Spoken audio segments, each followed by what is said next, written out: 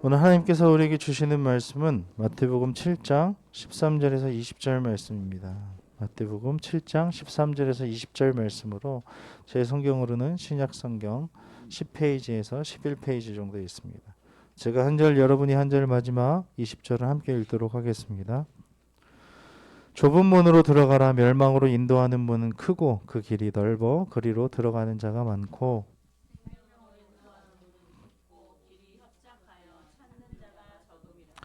거짓 선지자들을 삼가라. 양의 옷을 입고 너희에게 나아오나 속에는 노략질하는 일이라.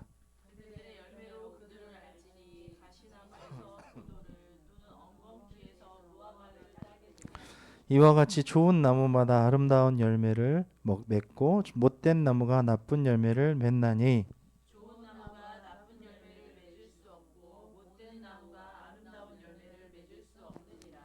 아름다운 열매를 맺지 아니하는 나무마다 찍혀 불에 던져지느니라. 이러므로 그들의 열매로 그들을 알리라. 아멘. 우리 하나님께 영광의 박수 올려드립시다. 옛말에 콩 심은데 콩 나고 팥 심은데 팥 난다는 말이 있습니다. 콩을 심으면 콩이 나고 팥을 심으면 팥이 난다고 합니다. 오늘 말씀도 좋은 나무가 아름다운 열매를 맺고 못된 나무가 나쁜 열매를 맺을 수밖에 없다라는 그런 말씀을 우리에게 하시는데, 그 전에 하나님의 나라에 대해서 지금 계속 얘기하셨죠. 구하라, 그리고 찾으라, 문을 두드려라. 그리고 너희가 하나님의 나라를 찾고 두드리고 구하는 것처럼 다른 사람들도 그것을 받을 수 있도록 도와주어라 하고 하나님 말씀하셨는데, 오늘은 하나님의 나라에 들어가기 위해서 어떻게 해야 되는지, 어떤 열매를 맺어야 되는지 오늘 말씀을 통해서 함께 살펴보도록 하겠습니다. 오늘 말씀에서 예수님은 천국 백성의 그 삶과 길이 참으로 거룩하고 복된 길이지만 이 길이 결코 평탄하고 쉽지 않다는 것을 분명하게 말씀하고 계십니다. 19절에서 20절을 함께 읽겠습니다. 19절, 20절. 아름다운 열매를 맺지 아니하는 나무마다 찍혀 불에 던져지느니라. 이러므로 그들의 열매로 그들을 알리라. 아멘. 하나님께서는 좋은 열매를 맺지 못하는 나무마다 심판하신다고 말씀하십니다. 어떻게 심판하십니까? 찍혀 불에 던져지느니라. 그동안은 땅에 박혀 있었던 거예요. 양분도 먹고 잘 자라고 있었던 거죠. 어떤 열매를 맺는지는 모르겠지만 열매도 맺고 살았던 것이죠. 하지만 하나님 나라에서는 아름다운 열매를 맺지 아니하는 나무마다 찍혀 불에 던져주신다 하고 심판하신다고 말씀하시죠. 거짓 선지자가 양의 옷을 입고 자신의 정체를 숨기고 하나님을 거론하면서 사역하지만 하나님의 심판을 피할 수는 없다. 반드시 그 정체를 드러내시고 찍어버리실 것이다. 오늘 줄거리의 말씀입니다. 이 말씀은 더 넓게 천국 백성에게도 적용될 수 있는데요. 즉 천국 백성이 하나님 나라의 본질에 합당한 열매를 맺지 못할 경우에는 아무리 그럴듯한 그런 신앙 고백을 하고 믿음이 있다고 하고 유창하게 기도를 하고 어떤 관계를 맺고 사람들과의 좋은 그런 영향력을 발휘할 수도 있겠지만 하나님의 심판을 피할 수는 없을 것이라는 것입니다. 그 본심의 의도를 파악하신다는 것이죠. 심판자이신 하나님 앞에서 우리의 삶은 어떤 열매를 맺고 그리고 나타나고 있습니까? 마태복음 3장 10절에 보면 이미 도끼가 나무 뿌리 옆에 놓였다는 그 세례 요한의 외침을 다시 새겨 듣고 추수할 날이 오기 전에 속히 회개하며 회개에 합당한 아름다운 열매를 모두 맺으시기를 주님의 이름으로 축원합니다. 아멘. 13절 14절을 함께 읽겠습니다. 좁은 문으로 들어가라. 멸망으로 인도하는 문은 크고 그 길이 넓어 그리로 들어가는 자가 많고 생명으로 인도하는 문은 좁고 길이 협착하여 찾는 자가 적음이라. 아멘. 여기 보면 생명으로 인도하는 그 좁은 문이죠. 그러니까 생명으로 인도한다고 14절에 되어 있는데 왜 좁은 문인가? 생명으로 인도하는 문은 하나님 나라로 가는 구원의 길, 구원으로 인도하는, 생명으로 인도하는 하나님 나라에 들어가는 그 문은 왜 좁은 문인가? 영원한 생명이 있는 천국 문으로 향하는 길은 세상 명예와 쾌락을 추구하는, 또한 우리의 물질과 우리가 좋은 것만을 추구하는 그 인간의 본성과는 달리 자기 부인과 십자가의 고난이 있는 그런 길이기 때문에 그렇습니다. 자기를 죽기까지 복종하신 예수님을 따라가는 그 길, 내가 하고 싶은 대로 살아가는 것이 아니라 하나님께 초점이 맞춰 있고 하나님께서 원하시는 그 삶을 살아가기 때문에 그렇게 길이 험난하고 좁고 협착하다는 것입니다. 이 좁은 문은 예수님이 산상수훈을 시작해서 지금까지 말씀하신 철저한 요구사항에 순종하면서 가는 길입니다. 기억이 나십니까? 어떤 자는 복이 있나니 어떤 자는 복이 있나니 하나님을 볼 것이요 천국에 그들이 거심이니라 이렇게 말씀하셨던 것, 그것이 좁은 문이에요. 좁은 길이고 지키기가 너무 힘들죠. 예수님만이 지킬 수밖에 없는 길입니다. 왜요? 우리는 완벽하지 않기 때문에. 하지만 심령이 가난하고 애통하고 의에 줄이고 목마르고 이런 길들을 걸어야지만 하나님이 원하시는 그 좁은 문에 다다를 수 있다는 것입니다. 여기에는 반드시 위험과 핍박과 고난이 뒤따를 것입니다. 나를 위해서 핍박받는 자들은 천국에서 복이 있나니 이렇게 말씀하셨지 않습니까? 하나님을 위해서, 예수님을 위해서, 내가 믿는 그 믿음을 위해서 핍박받고 사람들에게 미움받을 때는 복이 있다는 것이죠. 그럼에도 이 문은 생명으로 인도하는 문이기 때문에 우리가 힘써 들어가야 할 문입니다. 이 진리를 모르는 사람들은 결코 이 길을 선택하려 하지 않겠지만 하나님께 속한 하나님의 자녀들은 위의 것을 추구하며 묵묵히 이 좁은 길을 걸어갈 줄로 믿습니다. 아멘. 좁은 문으로 향하는 이 좁은 길, 뒤에 보면 좋은 나무가 선택하는 길이라는 것을 알 수 있습니다. 좋은 나무가 그냥 좋은 나무가 되는 것이 아니라 이 길을 걸어가고 이 문을 선택하는 그 사람이 좋은 나무인 것입니다. 그 사람은 어떤 열매를 맺을까요? 아름다운 열매를 맺는다고 말씀하신다는 것입니다.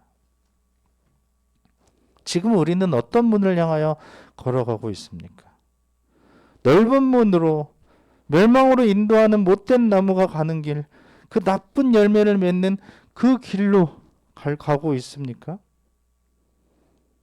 아니면 좁고 협착한 이 길로 너무너무 힘들다고 넓은 길에 들어섰다면 다시 돌아올 수 없는 그때가 오기 전에 속히 방향을 전환하셔서 우리 주님께 돌아오셔서 좋은 나무가 선택하는 그 아름다운 열매를 맺는 길로 나아가시기를, 걸어가시기를, 뛰어가시기를 우리 주님의 이름으로 축원합니다. 아멘.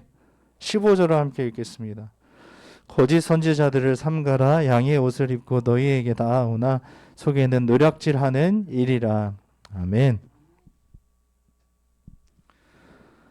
예수님은 거짓 선지자들에서 분명히 언급하셨습니다. 예수님은 한 가지 분명한 검증 기준을 제시하셨는데 그것은 거짓 선지자는 겉과 속이 다르다는 것입니다. 의도가 노략질이에요. 양의 옷을 입은 늑대, 양의 옷을 입은 일이라는 것입니다. 따라서 겉모습이 아니라 속에서부터 나오는 그들의 열매와 행위를 통해서 분별할 수 있다고 가르치시는 것입니다. 또한 거짓 선지자들의 분별하는 기준은 신명기 18장 20절에서 22절에서 볼 수 있는데 여기 말씀에서는 하나님 말씀에 아닌 말을 제 마음대로 전하는 자, 다른 신들의 이름으로 말하는 자, 하나님의 이름으로 전한다고 하지만 하나님의 선지자 된 아무런 증표가 없는 자들을 거짓 선지자라고 분별합니다. 또 우리가 구별할 수 있는 방법, 거짓 선지자를 구별할 수 있는 방법은 예레미야 23장 25절 26절에 나오는데요. 참된 선지자는 하나님에게서 보냄받아서 하나님의 메시지를 전하면서 하나님의 뜻대로 살아가는 자이고, 그래서 자기 마음대로 살아갈 수가 없어요. 하나님의 선지자는 하나님이 하라는 대로만 하는 거거든요. 하지만 거짓 선지자는 하나님께 보냄받지 않은 자로서 자기의 말을 하면서 자기 욕망을 추구하면서 살아가는 자들입니다. 성경은 이런 거짓 선지자들에 대해서 강력히 경고하고 있습니다. 우리가 조금만 주의를 기울인다면 이 거짓 선지자에게서는 하나님의 뜻과 말씀에 어긋나는 표징들을 충분히 찾을 수 있을 것입니다. 믿는 자들은 거짓 선지자들을 구별하고 엄중히 배척해야 합니다. 예배에 하나님의 말씀이 없는 그 예배의 설교는 그건 자기가 원하는 말들만 한다는 것입니다. 하나님만 홀로 영광 받으셔야 되고 하나님의 말씀만 선포되어야 할 줄로 믿습니다. 그것을 들으러 온 것입니다. 믿음은 들음에서 나는 것이죠. 들음은 하나님의 말씀에서 나는 것이죠. 그렇죠? 그래서 거짓 선지자들은 그 길이 좋은 길이라고, 모든 사람들이 다 그 길로 간다고 하면서 우리가 고난의 길을 벗어나서 쉽고 크고 넓은 길을 가도록 유혹하는 것입니다. 그게 뭡니까? 15절에 보니까 양의 옷을 입고선 너희에게 그렇게 달콤하게 나오지만 그 속에는 시커먼 노략질이 뭡니까? 다 가져가는 거예요. 알맹이를 쏙 다 빼가는 거예요.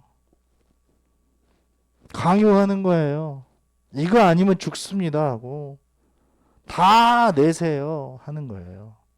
그게 노략질하는 일입니다. 달콤하게 다가가서 몽땅 가져오는 것.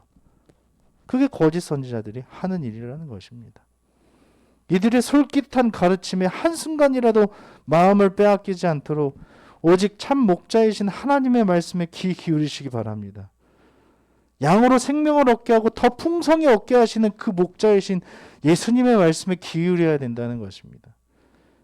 이리는 생명을 주고 풍성히 주는 것이 아니라 다 빼앗아가고 생명까지 다 빼앗아가지만, 예수님은, 참된 선지자들은, 예수님의 말씀을 전하는 사람들은 주고 더 줘서 생명을 얻게 하고 더 풍성히 얻게 하고 더 잘 살게 만들어 준다는 것입니다. 특별히 하나님 나라에 들어갈 수 있도록 해준다는 것입니다. 할렐루야, 아멘. 그 하나님의 말씀이 우리의 마음을 주장하시고 통치하실 때에 그 어떠한 달콤한 유혹에도 흔들리지 않을 수 있을 것입니다. 흔들리지 않고 이 좁은 길로 나아가며 하나님께서 그 베풀어 주신 하나님 나라에 온전히 꼴이 나시기를 주님의 이름으로 축원합니다. 아멘. 16절에서 18절을 함께 읽겠습니다. 그들의 열매로 그들을 알지니 가시나무에서 포도를 또는 엉겅퀴에서 무화과를 따겠느냐. 이와 같이 좋은 나무마다 아름다운 열매를 맺고 못된 나무가 나쁜 열매를 맺나니 좋은 나무가 나쁜 열매를 맺을 수 없고 못된 나무가 아름다운 열매를 맺을 수 없느니라. 아멘. 열매가 나무의 정체를 밝혀줍니다. 결국에 그 결과를 보고 사람들은 그 사람이 어떠한 사람인 줄을 알 수 있지 않습니까? 특별히 그 사람의 임종을 지켜본 사람들은 이 사람이 어떠한 목적을 가지고 세상을 살았구나라고 그 스토리를 알 수 있다는 것입니다. 잘 살다가 끝이 안 좋을 수도 있고요. 안 좋은 삶을 살다가 점점 좋아져서 정말 사람들이 저 사람은 너무 잘 살았어 하고 존경하며 그것을 기뻐하는 그런 경우도 있다는 것입니다. 우리가 그리스도와 연합하여서 천국문에 들어선 자라면 분명 우리 삶 속에서 천국 백성으로서의 참된 변화가 있어야 할 것이라는 것입니다. 예수님이 말씀하신 대로 그 산상수훈의 그 팔복에 그 열매를 맺고 살아가는 그런 어떤 변화가 있어야 된다는 것입니다. 심령이 가난한 자가 되는 거예요. 하나님, 나는 정말 하나님 때문에 가난해요. 하나님으로 인해서 그 은혜를 받기 위해서 가난한 사람입니다 라고 살아가는 그런 열매가 있는 거예요. 의에 줄이고 목마른 자가 되는 것입니다. 나의 죄를 정말 너무 안타까워해서 애통하는 자가 되는 것입니다. 다른 사람들이 하나님께 가지 못하는 것에 대해서 애통하는 사람이 되는 것입니다. 우리에게는 어떠한 변화와 열매를 맺고 있습니까?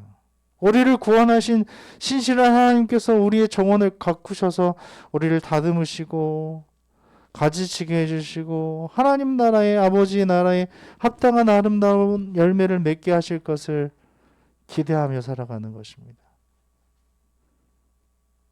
그럴 때 하나님께서 오늘도 반짝반짝 빛나게 하십니다. 우리가 식물을 기를 때에 어떻습니까?